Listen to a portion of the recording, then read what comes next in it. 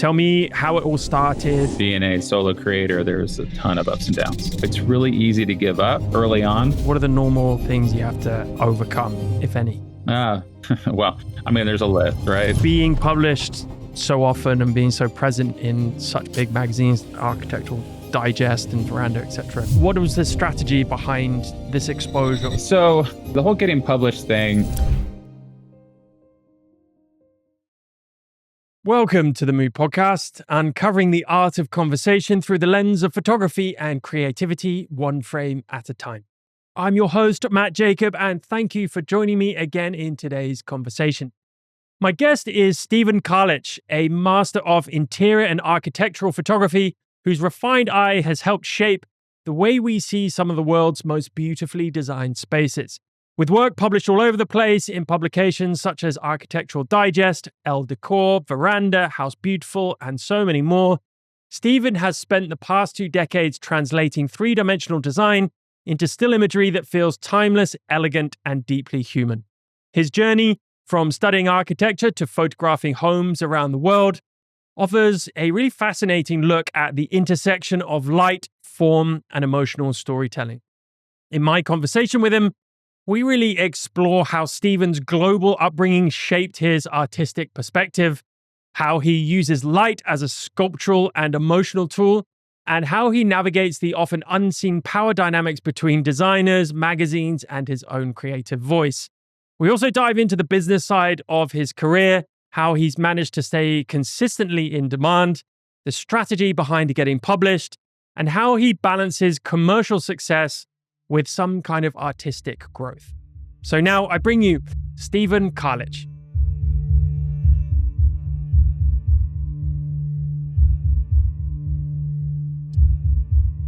Stephen Karlisch, welcome to the Mood Podcast. Thanks for joining me. Thanks, Matt. Pleasure to be here. So, we touch base online. We haven't met, but it's a pleasure to meet you online. And we were saying off air how interested I am to kind of dive into the world of interior and architectural photography because I'm so ignorant of a lot of it. So you're gonna be giving me some lessons as we go. But before we do that, give me a background of you. You know, the amount you've been in the industry for a long time. Tell me how it all started, what your background was, and what led you up to this point where you've become this successful professional interior and architectural photographer.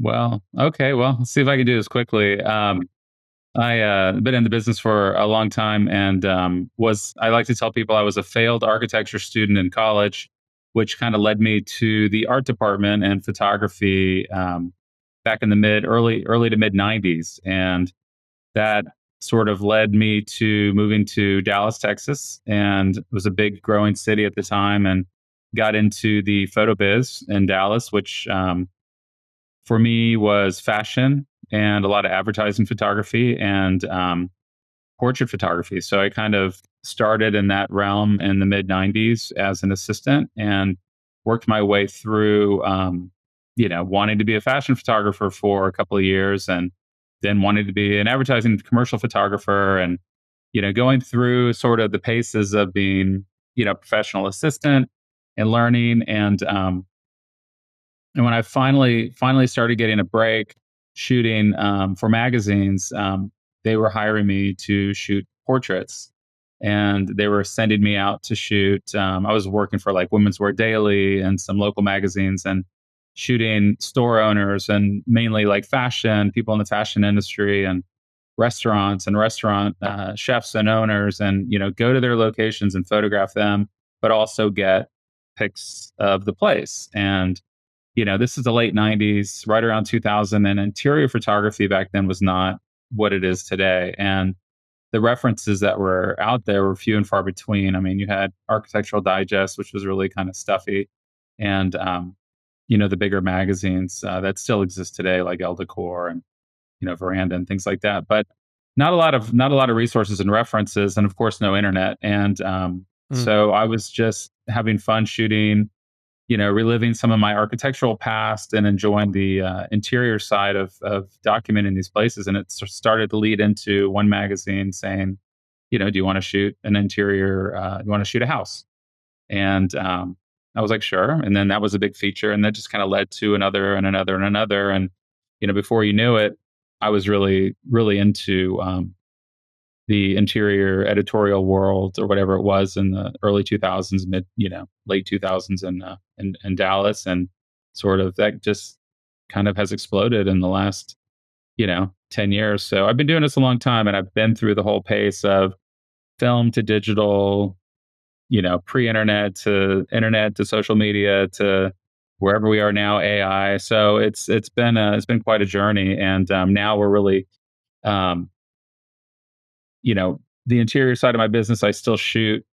I would say 80% of my business is shooting, and then 20% is education. And we run a community for interior photographers online. So that's become another passion of mine now. We're sort of transitioning into being part of the educational side of the industry. Cool. And you mentioned AI there, and I'm really fascinated to hear how that might impact your work, if at all, in the future. We'll get to that, but rewind a little bit more. How did architecture generally come into your life, and but more importantly, why? What was it about architecture that fascinated you?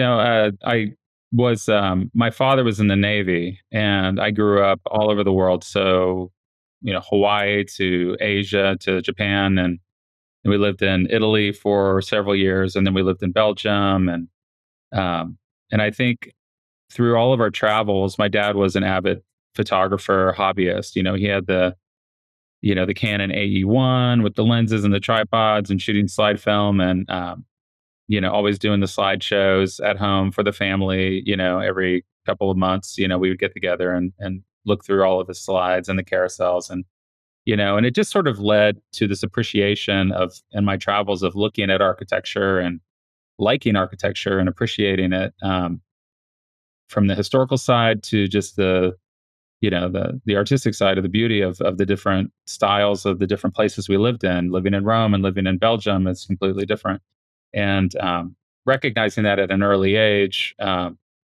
sort of just really sunk in and led me to want to be an architect in architecture school. So Do you feel like architecture now is as prevalent as it used to be? What with explosions of populations and the need for more homogeneity in architecture. I mean, do you look at it like that at all, or do you still think there's as much beauty in architecture these days as there ever was? well, I think architecture is they have the same sort of issues to deal with as photographers do, and it's just this mass consumption of imagery and seeing everybody's work all the time, and everybody's style starts to transition from one area to the next to the next. And an architect in New Zealand is going to be seen by an architect in Louisiana, and that's going to influence them. And I feel, early on when I was getting started, pre-internet days, things are more defined geographically. So now this explosion of influence of imagery that's just stacked across like all of our different fields is just, it's made this sort of this worldwide explosion of creators, and architects are definitely creators, and some of the best that are out there. And it's amazing to see what is evolving. I think when I was in architecture school back in the early 90s, I was really more focused on studying a little bit more about commercial architecture and some of the bigger name architects. And now I kind of feel like I'm in the residential space, and I see this huge explosion in residential where the architects in the residential side are, the rock stars. I mean, you still have the huge firms that are doing all the big projects around the world, the big airports, hotels, all that kind of stuff, and the important buildings. But when it comes to residential, I feel like now they have this place where you're really starting to see this elevated platform of architects all around the world that are just becoming huge, and it's mainly through residential, which I didn't see a lot when I was in school. And where does the role of the photographer fit in terms of the team? Right, they're all big teams that collaborate together. Yeah. How does it work? That keeps changing year by year. I think now I'm starting to see more design firms sort of absorb a role within their firms of a marketing person who is a creator. So it could be somebody who's there to document the projects as a photographer, or somebody to do video, someone to do the media stuff on the social media. Um, so I'm starting to see more of these. The bigger firms, especially, have in-house photographers, but they do still seek out photographers around the world that are going to be able to capture their products in different regions. But um, there's just more and more work out there for photographers like me and people that shoot architecture. It's just growing and expanding, and people have more outlets now with media. It's easier to get things seen, social media to traditional media, that everybody wants to document every little thing they do. So, the amount of work that we can do now is endless. So we can dive into video, we can dive into creating lots of different things for all these different firms. Mm. Does that mean that your work has become devalued or increased in value? If Mhm. now it's more ubiquitous, right? And Yeah. it's but the possibility, the opportunities, possibilities maybe more, but also the supply of that type of work may arguably more. How have you found that?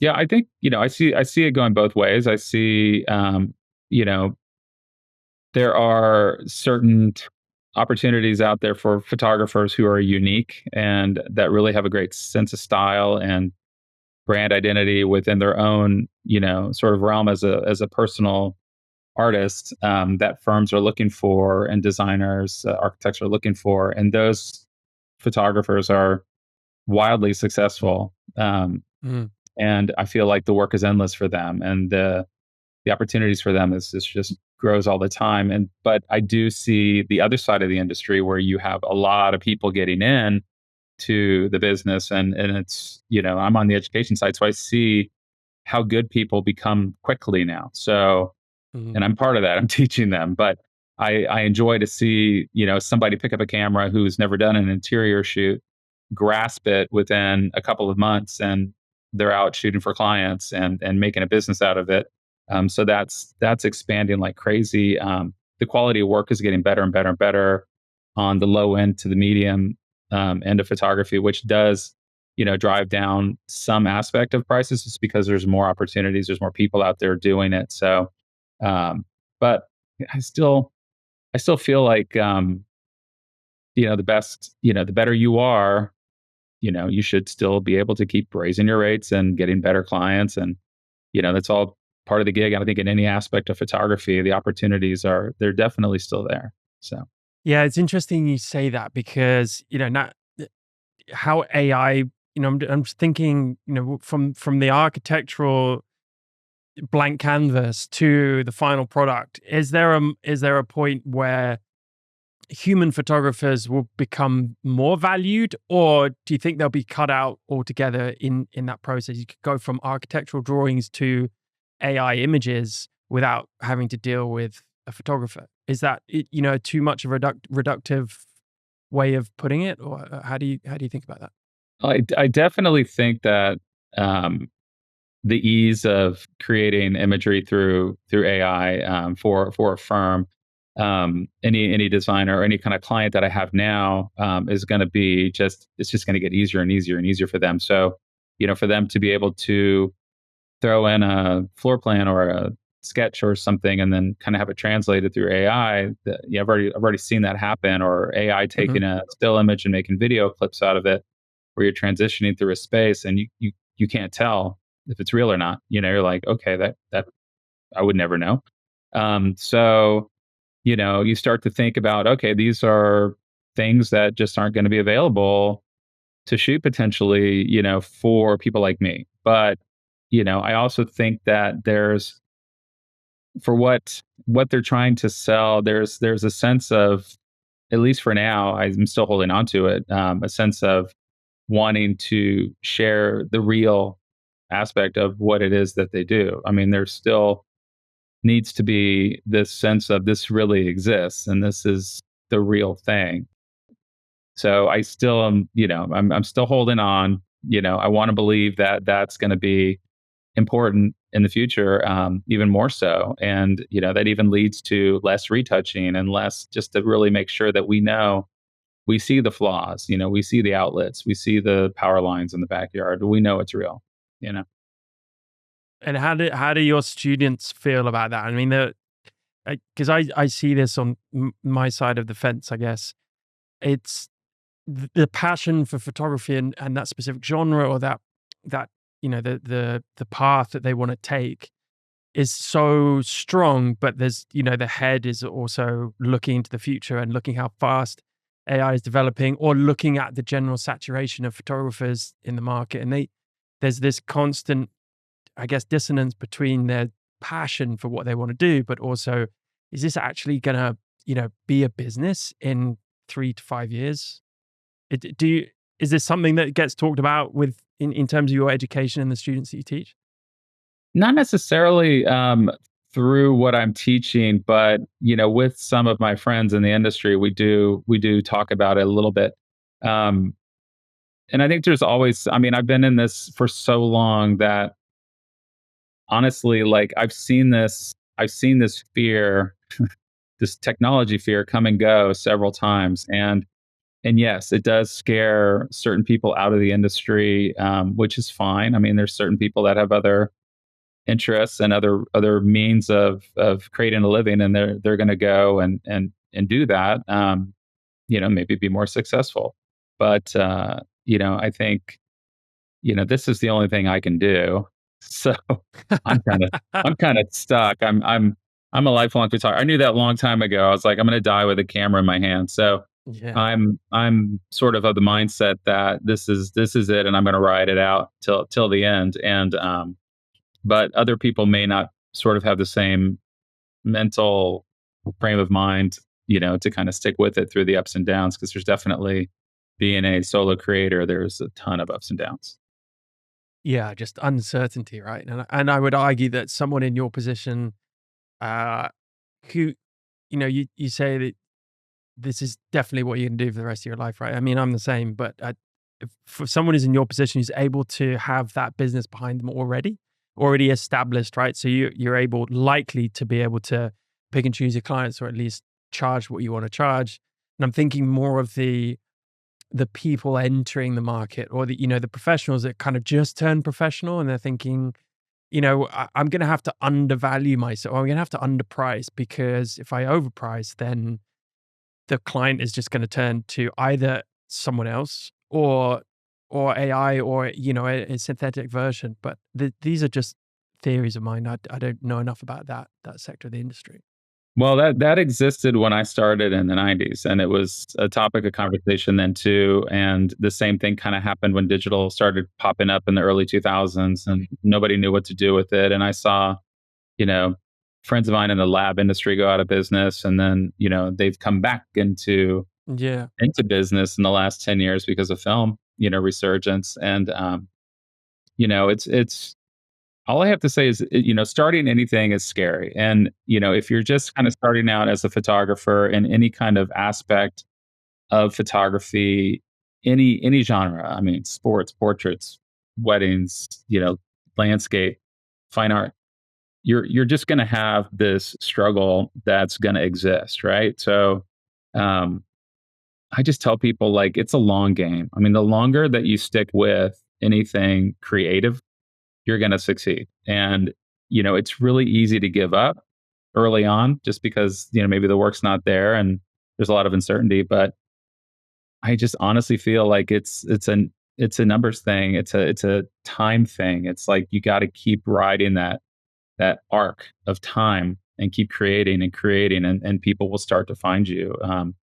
Now, you have to have talent, a little bit of talent, and a little bit of business savvy, of course, but and people skills. But beyond all of that, it's a numbers thing. So I just tell people, you know, just to stick with it, and just to try different things. I mean, you can reinvent yourself as a photographer 1,000 different ways, right? Yeah. I mean, with our Yeah. camera, I can do anything with my camera.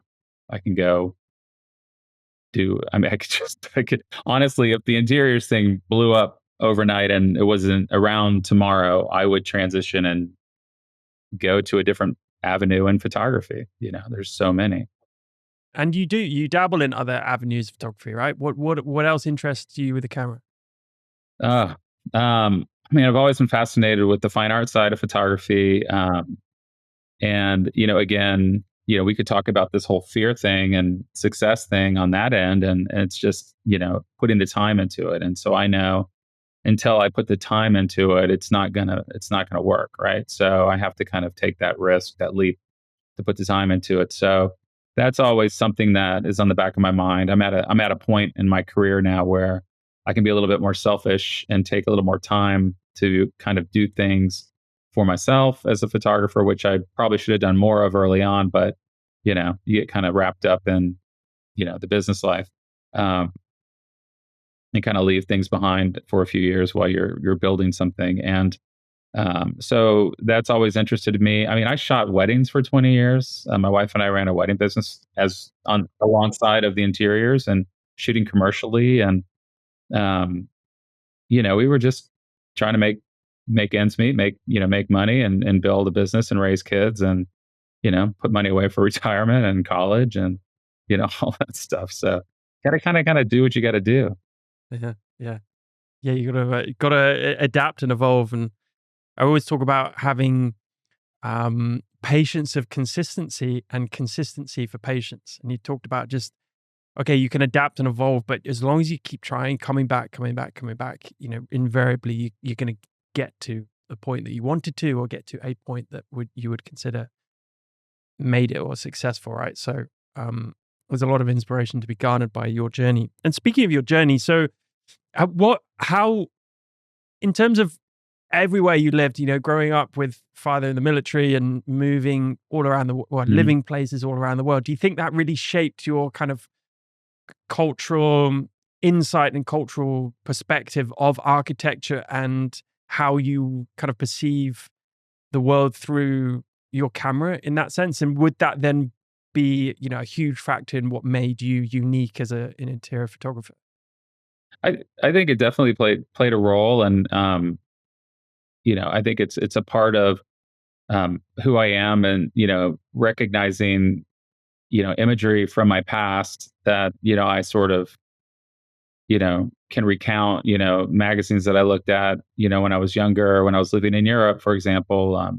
Just that sort of influence of um, being in those spaces and just remembering sort of how you felt in those spaces, kind of versus being in a suburban home in the middle of the United States your whole life, where you're kind of missing that sort of understanding of what else sort of exists and sort of how it looks and feels. So I think that sort of helps shape a little bit of the you know my approach when it comes to thinking about things from an architect or an interior designer's point of view, because I know that they're in tune with that as well, and they're aware of it, and they see it and they experience it too. So um, I definitely feel like I was fortunate to see what I saw at an early age, and got to travel and got to sort of know that there's just so much more out there, and it just really, really helps to sort of know things are bigger, things are greater, things are, can be more important, So Yeah, yeah.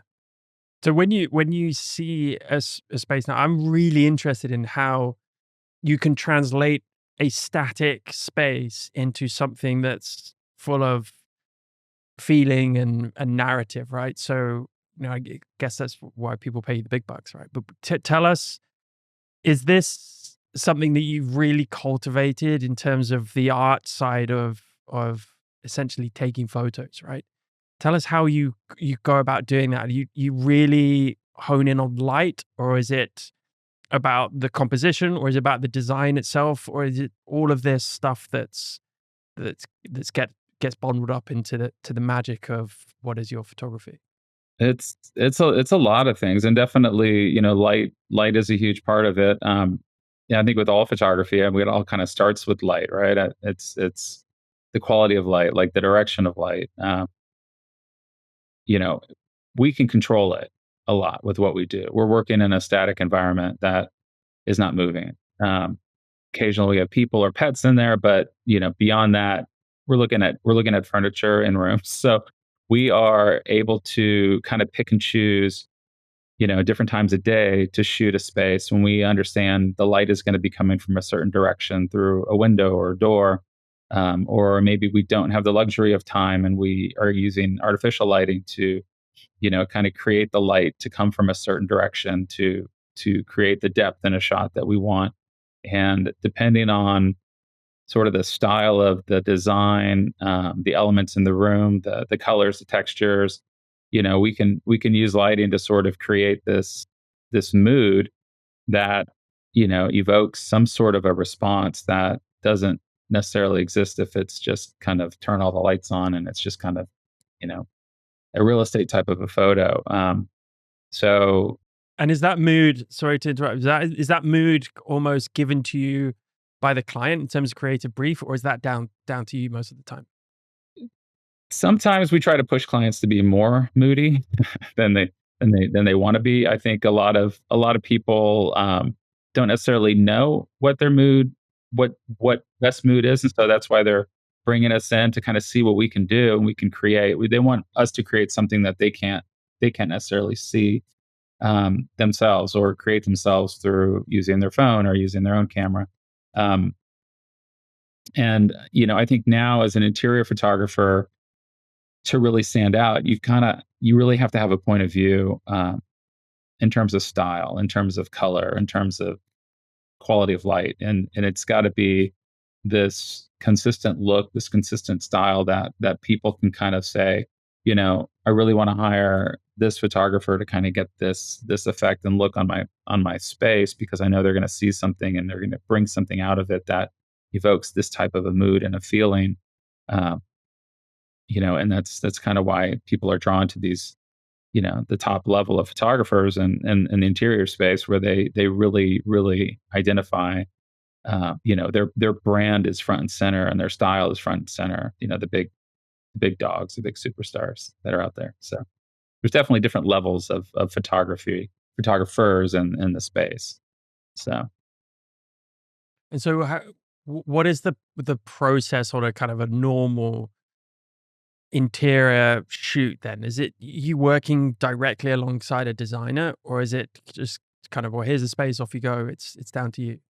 yeah, and I just to kind of back up a little bit, in case anybody has like a question about like the different genres of what I do. So there's architecture photographers, there's real estate photographers, there's interior photographers. I'm an interior photographer, and what that means is I work for interior designers, and I shoot primarily residential spaces, interior spaces, and we're really focused on telling the story of the interior designer. So it's a little less about the architecture. It's more about the color story, the textures, the items that they incorporated in the space, and the styling, and that mood that they're trying to sort of evoke. These are space.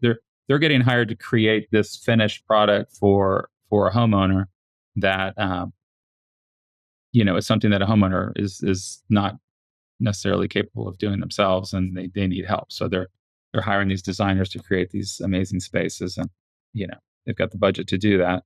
Um, an architectural photographer, it's a little bit different. They're capturing the space for the space, uh, a little less focused on the design elements within the space, the furniture. So they're typically doing, more natural light, more overall type of larger scale room shots, room to room, telling the story of the building as a whole. And then, of course, real estate is just real estate, and that's kind of a in and out kind of quick representation of just what it is. So what I do is specifically just dealing with designers. Occasionally I'll get hired by an architect, but and sometimes they kind of collaborate with the designer. And then so when I go to a photo shoot, it's to document the house, and it is a process of scouting the location first. If I'm local, if I can scout it, I like to walk the space. Usually, if there's a stylist involved, we try to all walk it together. Um, I photograph it um, just with a handheld, camera. I'm just documenting the space, documenting the rooms. from different vantage points that I think are good compositions. We evaluate the scouting shots for creating a just a typical flow through the day. So we'll understand like where we're going to start, where we're going to go in the middle of the day, where we're going to go to the end of the day based on the lighting. If we can take advantage of a view, take advantage of the sun coming in through a window, um, all that stuff plays an important role, and it's all discussed in advance. I know there's some photographers that like to just show up blind and roll out of their car with a camera and let the inspiration hit them as they hit the ground, and that's a good approach for some people. But for me, I just really want to maximize my time while I'm there and know what's coming up and be aware of the next step and the next shot, and get through a day um, sort of a pre-planned kind of almost like a commercial shoot where shot one is at 9 a.m. and it's of the kitchen and it's from here and it's seeing this part of the kitchen and the light's going to be streaming through this window, and we're going to have all the styling ready and everything's good to go, and everybody's on board, and as soon as we hit that, we're changing, we're moving over to this area next to the kitchen, still going to capture some of that light, so it's like you have this progression through the day and everybody's on the same page and everybody's following along. So that's how I work. And is that normally, so that's normally a 2-day process? A lot of houses I shoot are typically 2 days. Some are 3 days. Occasionally, I'll do a 1 day shoot, but I think now most people are really trying to push more for 2 days. And most homes to really kind of get the entire home, I'd say you need 2 days. Unless if it's not 2 days, you're leaving a lot of things up to chance. It could rain, you could have bad weather. Um, Something could be delayed, something's not, anyway, it's just 2 days always gives you a much better opportunity to get better imagery. The client can kind of walk away knowing that it's complete, you've got what they need. They've got a full set of images. They don't have to go back, you know. Yeah. So what are the what would be the most common issues or challenges that you would face that you already kind of anticipating ahead of time, and being so experienced? What are the normal kind of things you have to overcome, if any?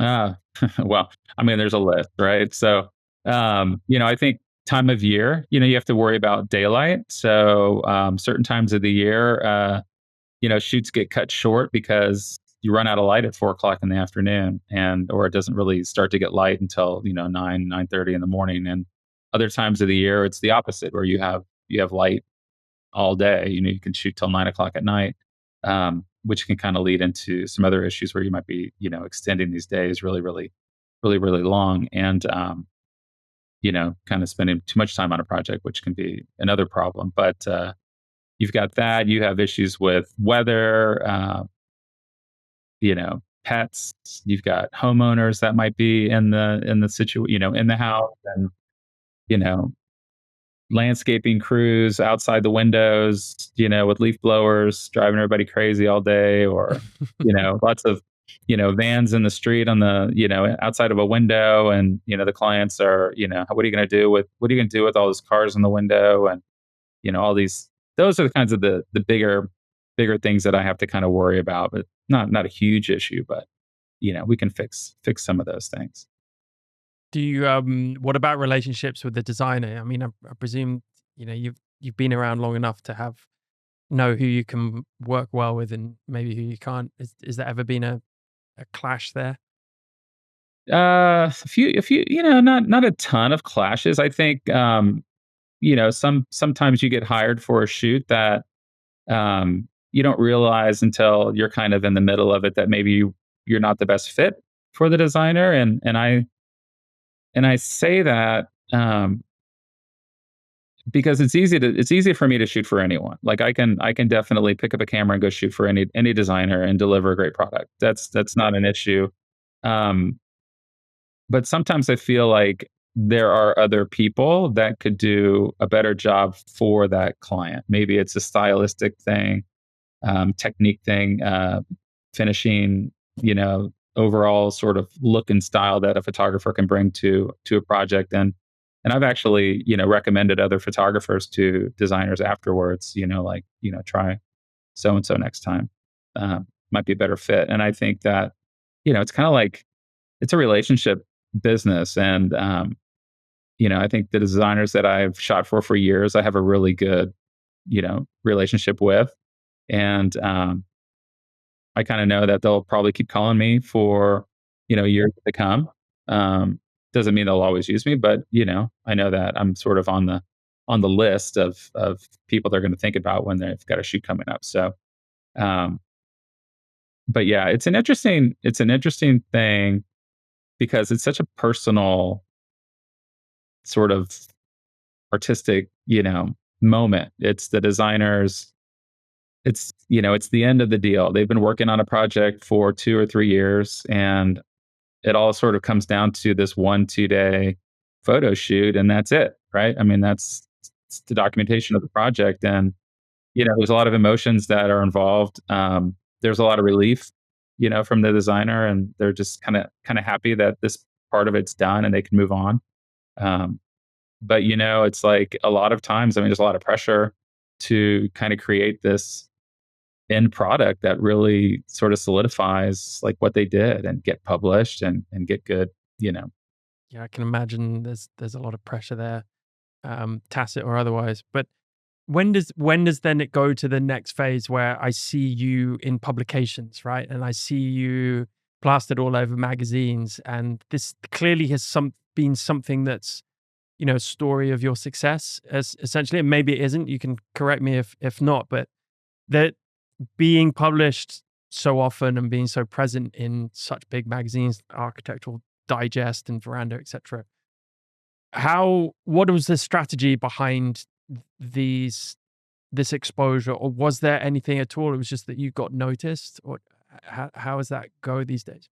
I think early on it was more that just when I first got into shooting interiors, 25 years ago, there just weren't a lot of outlets for press, and there weren't a lot of people shooting. I mean, I'm in Dallas, Texas, and I can remember when I got started, there might have been 3 or 4 other photographers that kind of were at that regional, national editorial sort of level that were I considered competitors. There weren't a lot of people doing it, and the opportunities for us to shoot were you couldn't make a living as an interior photographer then.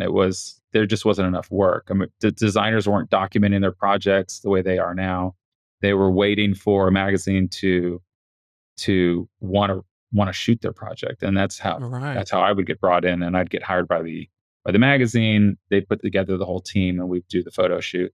And then the designer would purchase the images afterwards, and so you would kind of get, you know, you would get the work that way. And then, as designers started doing websites, I mean, I was around, pre-website era, and saw the explosion of websites. And then all of a sudden they were like, oh, we need images for our website. So then that became that next step of started shooting more and more and more. And then social media exploded, and everybody wants a picture of everything now. So it's a little crazy.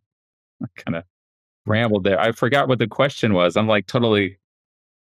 What the yeah, but no, I just my ears perked up when you said you're around before websites. I can hear our Gen Z audience, their eyes popping at Yeah, that statement. yeah. But yeah, it was more the is that part of a business strategy now, or is that kind of back in the day in terms of getting published? Is this something you promote to up and coming interior architectural photographers?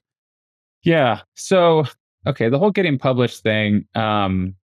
Okay, so yeah. So back then it was just they're just they were hired. The magazines were hiring me. So now, um, except for a few instances with certain magazines, you're shooting for the designers and you're submitting the images to try to get picked up by a magazine. And I've had success, largely because I think my images they they work editorially, stylistically, the way that I like things, the way that I shoot things, but also I think that I've been fortunate to shoot for the designers that take the photo shoots to that next level. They hire the best stylists in the country. I mean, I rarely work without a stylist. And when I do work without a stylist, I usually tell the designers it's going to be, you know, it's going to be sort of tricky to get published without a really good stylist on board. And there just there aren't a lot of great stylists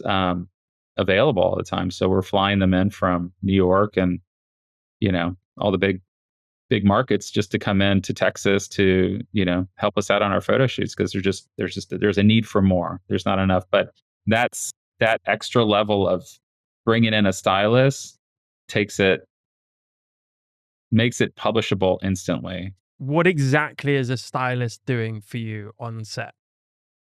Um, they're creating. I mean, honestly, I can give them most of the credit for creating the whole vibe of the shot. I mean, they're working with So that's not the designer. the designers, the what I consider the smarter designers sort of kind of let the stylist sort of take over and don't let what happens is a designer's too connected to what's there. And so they're not necessarily looking at the room from an editorial point of view. And a stylist will come in and say, that's a great chair over there, but it really doesn't work. We need to lose it, or we need to move this table out. We need to move this rug in. They're making these stylistic decisions on um, product that's in the shot, bringing in floral. Some of them are, sometimes we bring in floral designers that kind of help with the floral, and a lot of times the stylists do the floral too. So there's that extra element of floral. There's the lifestyle element of creating this sort of, this scene of reality within a shot. It's that sort of moment where it looks like somebody just walked out of the office. How do you get it to look like that, right? Um, a photographer that says they're a stylist can kind of get it semi there and kind of help, but it really helps to have a real stylist, a talented stylist get in there and just understand what the point of view is for the whole shoot and sort of create that moment, which it's like watching a good stylist work is like it's a fun thing to see. And I wish people saw this more often, but I mean, I stand back in awe. Like I will have my camera, I will have a shot lined up in a space, and I'll see it for what it is, and I'm capturing it just so we can kind of get a rough idea of what the image is going to be. And to see it go from the first capture to the finished capture, the final capture, sometimes it's 20, 30, 40 snaps of the camera never moves. It's just the elements are moving, things are being added, things are being taken away, the lighting's tweaked a little bit here and there. But going from that first capture to that final one, you're just kind of blown away. And it's the stylists. I mean, the stylists are really dictating a lot of sort of the beauty in the shot and the overall composition. And the stylists that I work with are also, I consider them collaborators, art directors. We're talking about the composition together. We're talking about the shots. Um, I have a couple stylists I work with that are not afraid to tell me that's not a good angle. That's not a good shot. Just, they're like, let's try it, let's try this. And I'm like, okay, you're right. So they see things that I don't see and are not afraid to kind of point things out. So you give a lot of credit to good stylists that are out there. And I'm fortunate to get to work with some of the best. So do you, in your workshops that you do, is this something you teach as well? Or do you just teach the photography, or do you teach working with stylists and designers, and are they part of it?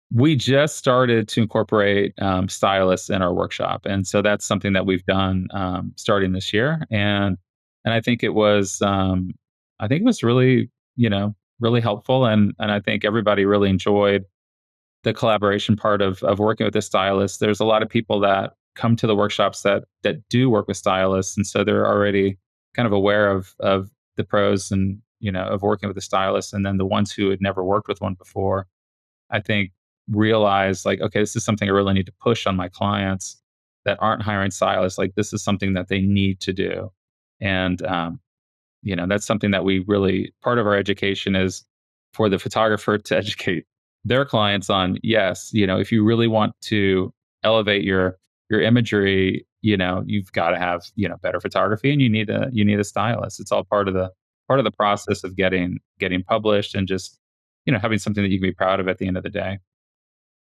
Yeah. Now, with the art side of what you do, is do you ever think about kind of the timeless factor of a lot of these images? Or did that not even play a role? Like, do you want these images to be part of you and, kind of your legacy? Or is it just kind of, well, I do this job and off it goes and then don't really think about it again? I definitely feel like there's, just because I've been in the business for so long, and I've seen people use imagery that I've done 20 years ago that still No, really? it still works, and they'll use it in books, and they'll use it for an advertisement, and even on an Instagram post. And then it just kind of blows me away to think that, gosh, I did that years ago with a 5D Mark One, 12 megapixel camera, and I didn't really know what I was doing, but it looks great. And there is this timeless sense that you're capturing, a moment for this design team that, and I always tell people, like, look, you never know. You may be doing a book on your work in 10, 15 years. Even if you're a new firm, um, that could be something that's going to be really important to you in the future. So definitely take it seriously, and let's make sure these images are going to last. So let's do the best job we can, not rush through it. I don't really, follow the trends too much. I don't want everything to kind of look like, oh, that was shot in 2024. Yeah, I can tell by the filter on it, or that kind of thing, which you see a lot in portrait photography and wedding photography. And I stay a little bit more neutral, I guess. So I don't push it too far one way or the other. Kind of stay a little bit more in the middle. Yeah, I think that's really important to, I mean, with digital photography, it's a little bit easier to maybe, if you own the images and you have the rights, you go back and essentially remove any potential erroneous edits but seeing as most of the work's done in camera, I think it's really important for us photographers to have one eye on the timeless nature of one's photographs, because you want to be able to look back in 10, 20 years time, whether it's you or someone else, and not think, oh, that was just part of a fad or just part of a trend in whatever technique they were using at the time. So I think, to be able to create a cohesive body of work through over decades is as a skill in itself, right? Because, so many things change all the time, not only yourself and your mindset, but technology, the equipment, the skills, the everything that at your disposal. It's easy to, even look back at images 5 years ago and they look different. Granted, you may be a better photographer, but I think it's super important as any style of photographer to have the ability to create, timeless work, or at least a cohesive body of work that is not going to differ from one decade to the next, right? Yeah, and I think also just, software retouching has gotten so much easier. And I feel like so many photographers now are sort of leaning really heavily on the retouching side to kind of make their statement. It's their art is through the retouch. Um, just because you can do so much now, and it's sort of fascinating to see. When I started, it was all on film, and I've sort of kept that philosophy to this day. And I try to get it all in one capture as much as I can. I'm not, trying to layer 15 different images together to composite into this sort of unreal type of image, which is totally possible to do now. Um, but I try to kind of steer a little bit clear of that, just because I think, I always try to imagine myself, if I had to shoot it on film again, how would I do the shot? Mm. You don't We used to just cut the best exposure out of a roll and put it in a sleeve and turn it in, and that was the end of the day. There was no retouching. So the light stand was in the shot, your light stand's in the shot. So it's kind of, Yeah, you're exactly. like, oh, oops, sorry. Um, Maybe the magazine will crop that out. I don't know. Is your dog okay? Yeah, oh, you can hear I was like, I'm not Yeah. sure, but, yeah, sorry about that. No, no worries. Just wanted to There is life behind me in live this behind wall. you. Yeah, yeah, I'm sure. There's Yeah. life, but he'll Um. calm down. Okay. Cool. Yeah. The other thing I didn't even think about was potentially, being a part of design history almost. Even though designs change, obviously, over fashions and trends and just design changes from decade to decade, and you having not a responsibility, but having a part to play in that is Mhm. is a bit of a weight on the shoulders, or do you even think about things like that? I just think that's just part of the job. Yeah. Like, maybe if you're just getting started out, it might feel a little bit more heavy, you know? Um, but I think now you just kinda roll with it and just know that it's part of what we're doing. We're capturing this this moment in time, and it's changing, always changing. So what is the next? If you die with a camera in hand, great. What does success look like for you moving forward for someone who's achieved, a lot of probably what you set out to achieve already? What is how would you define success now?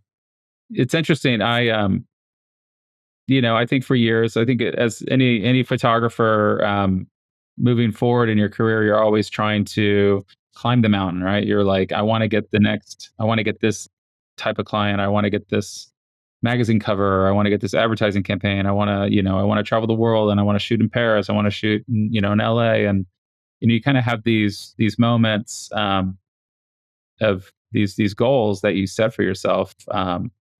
These stepping stones, these levels. And I kind of have reached this point where I just, it doesn't really matter to me sort of where I shoot or what I shoot. It's all part of, you know, the things that come to me for whatever reasons they do. And I appreciate all the work that comes to me. But what I really love now is just the connections I've made with people in the industry through my workshops and education that they're starting to succeed. Like I feel like they're my children that are going out in the world, and they're getting covers of magazines, and they're getting these big gigs, and they send me messages or they call me, and it's this like moment of pride where you feel like you've really contributed to the next wave of photographers and the genre. And a little piece of me is moving along, with them. I taught them something, a little technique, or they got something from me that has kind of helped them get to the next level. And um, so I think building in the community that I've already established. My wife and I have created, our little community that I hope to grow, and just keep teaching and pushing people forward, and keep shooting. And I'm not the educator that just educates. I shoot, then I step away and I educate, and then I shoot, shoot, shoot, shoot, shoot. So I'm still a working photographer, slash educator, but I do feel the next 5-10 years of my career, I'm really going to focus a lot harder on, just working within my community, and just trying to build people up, you know, help them. Yeah, there's a lot of fulfillment to be had in that, isn't there? What what about other niches? Would you explore more in your fine art stuff and portraits and things? Yeah, I really I think I'll explore fine art. I think that's sort of the logical thing. I've a lot of energy has sort of been pushed into things like video, and producing things that way. And I just realized I'm not a videographer, and I don't like that side of the business. And um, So you know, difficult.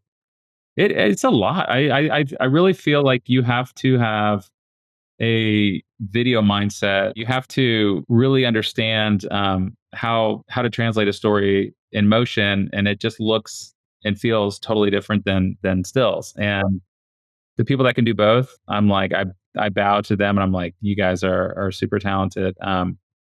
But my brain, I can't do both. Like, I've tried and it doesn't work. So hopefully the fine art side to me makes a lot more sense. I love travel. I love to see new things, and you know, I just appreciate seeing things printed on walls.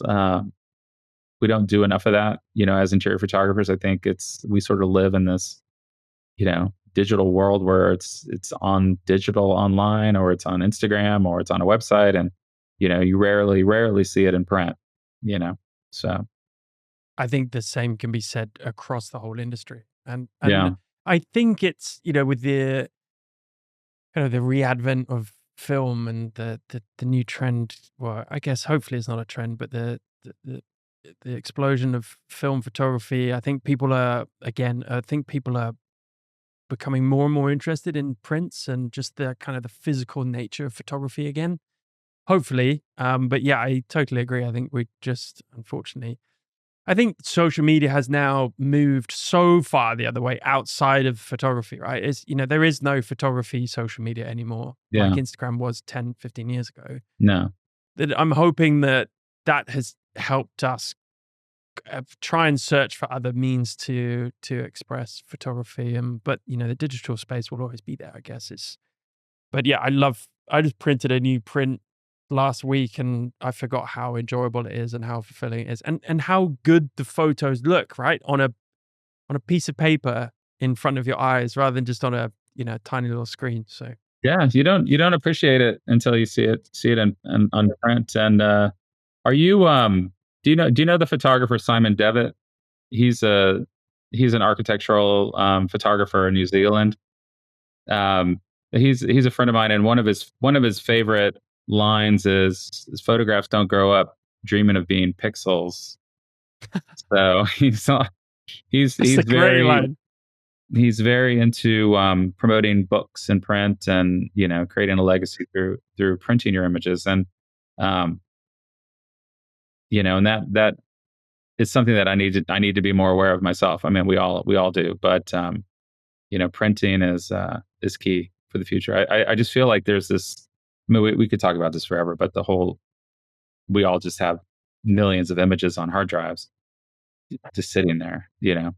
Well, let's talk about it for a little bit longer because I'm fascinated by it. But I think one thing that people don't realize for people who don't print too much or haven't printed prints or printed a book, it's a whole new skill set altogether.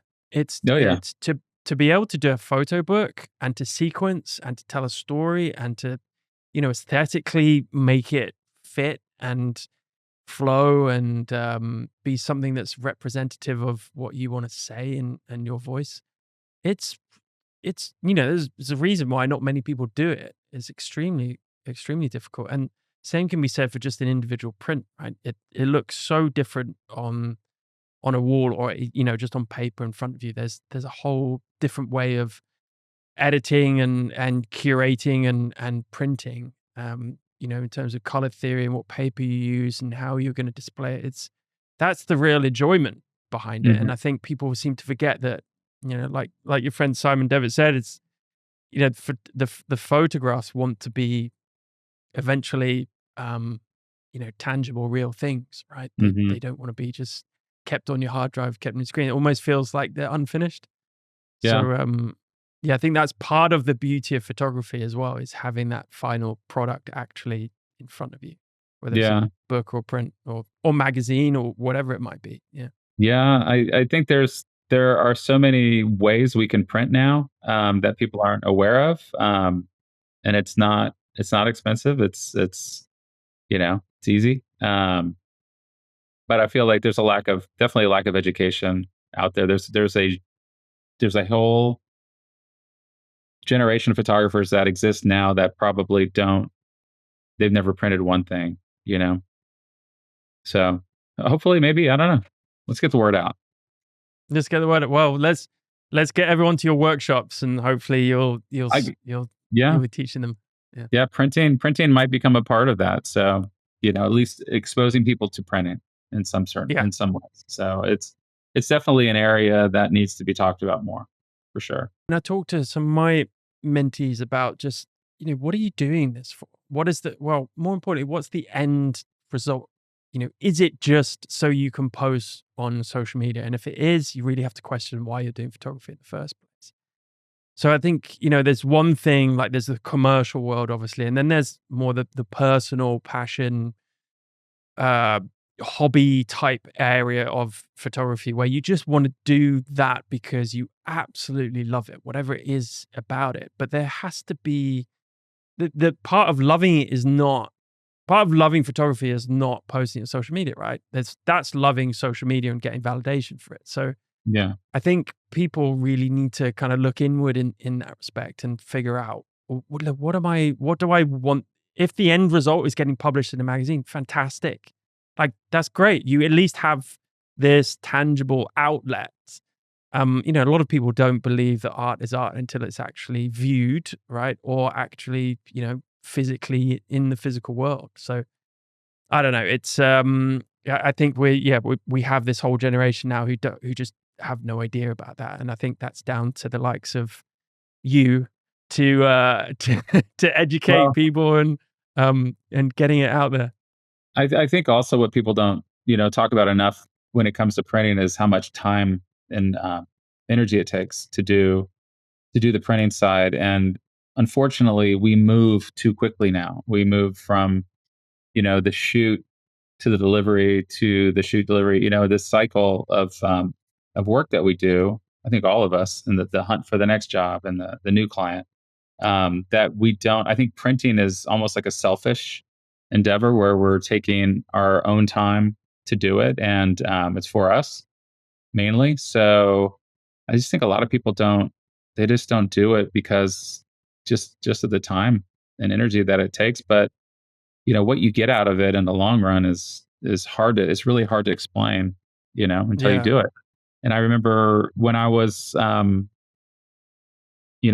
photography student in the 90s, there were photographers that I'd read about or hear about that, would go, they would shoot all over the world, and they would leave their film unprocessed until like November of each year. And then they would spend November and December and, January printing and developing their work. So they would spend a portion of their year shooting, never looking at it, putting it, in the freezer, and then they would wait, and then they would just do the printing part of it would be a whole season for them. They're not photographing this part of the year. They're processing, they're printing, they're looking at their work. And I mean, that just sounds really cool, sounds amazing. And I right? think Can there's you a imagine? beauty in that process, right? It's Yeah. but you're absolutely correct in saying, even going to a lab and developing your own photos, right? It's just too long it's just too time consuming for people. It's not fast enough. It doesn't give you the dopamine hit straight away. Mhm. And I think being able to have those moments with yourself, whether it's an hour or 10 minutes or a day, I think is highly encourageable for people. It's something that we used to do all the time before devices came along. And it's like reading a book. It's this you're treating yourself. You're being kind to yourself, and I think there's real value in that. Whether it's photography or something else, but with photography, just sitting down and printing your own stuff, or being with prints, or reading, or going through a photo book. I promote photo books all the time. I just think they're so important, A, for inspiration, but just for people to slow down a little bit and to actually study photographs rather than just scroll through them. I just think that there's so much value to that, and I think we're missing so much because of just the way we want to view things, and exactly like you said, the speed at which we want to move through life and through our daily rituals, right? So Yeah. even conversations like this, it's nice to just is why I love podcasting. I can sit across from another human being for an hour and not have a phone near me. Yeah, granted, we're doing this online, but we're not getting distracted by other things. It's just flow state conversations, and the same can be Yeah. said for photography. So I think it's highly encourageable. Yeah. And yeah, I hope to see more. I mean, maybe with this, resurgence of film and people shooting more film, that even people printing 4x6s or contact sheets, that whole experience is you know maybe that leads to something with a new generation of photographers. But you just don't realize you learn more about yourself as a photographer when you see something printed too. And that's the next, yes, there's a lot to learn about how to make something look good in a print, but it's actually looking at an image you did on paper in front of you and seeing the flaws, or seeing what worked, what didn't work. Uh, it just teaches you so much more about your process as a photographer and how it translates into a print. And I think digitally it's so easy. Like, and for what I do, let's say I do 20 images in a day for a client, and I retouch 20 images, and I look at it and then it's gone, right? And it's online, or it's in a web gallery somewhere. And it's like I look at it and on my computer in a couple different programs, and then I look at it in a web browser. It's like, and then it's gone. That's it. I don't really hold it and see it. Yeah. Yeah. So, Yeah. and there was a point in time in my early days when I started in the film generation. So the first 7 or 8 years as a photographer was all film, and when I shot interiors, I would do 8x10 prints of every image that I shot. So, I processed the film, and that's how I proofed it. I would do 8x10 prints, and I would give the clients a set of 8x10 prints. Here's your set of images, and I don't know. It was just, that's kind of how we did it. Mhm. And, Mhm. maybe I should do that again. I don't know. Well, we still got to move with the times rather than just get stuck in our ways. But I'm sure you're going to be at the forefront of that PR project, certainly in the I interior think people would love photography to see niche. it. I think people would Yeah, react positively to I, it. For sure. I think they would, and especially books. People would really react well to that. So, Yeah. um, yeah, I wish you all the best for that project. Good luck. But thank you so much for joining me today, Steve. It's been a pleasure to be educated by you. It's scary how little I know about what you do. So thanks for the insights, and I'm sure the audience appreciated it. Well, it's been great talking to you. And yeah, anytime you want to know a little bit more about interiors, just send me a message. And Yeah, one of these days, maybe I'll put some videos on YouTube or something. But I see more and more people that are putting things out on the interior side of photography. So there's definitely more to see now. It's kind of was a very closed off sort of niche genre for a long time, but now people starting to get things out there. But it's fun. I think any kind of photography that you do, whether it's portraits or product or anything, I think you can learn a lot if you can light an interior, or create the mood of light in an interior that you can create and control consistently. That it'll improve all your photography. You see things in a whole new way, I think. yeah, absolutely. And that's the positive side of today's digital world, is that we can teach people easier. We can give exposure to things more easily, and we can give people our voice more easily. So hopefully I'll see you on YouTube, educating so many more people. And but until then, yeah, thanks so much for taking part in this conversation. And If I can figure the hopefully we'll, video we'll get side to, out. yeah. Yeah, no headphones, Oh just my yeah. God. All right, Little mic. Stephen, take care of yourself. Thank you. All right, nice to meet you. Cheers. Bye. Bye.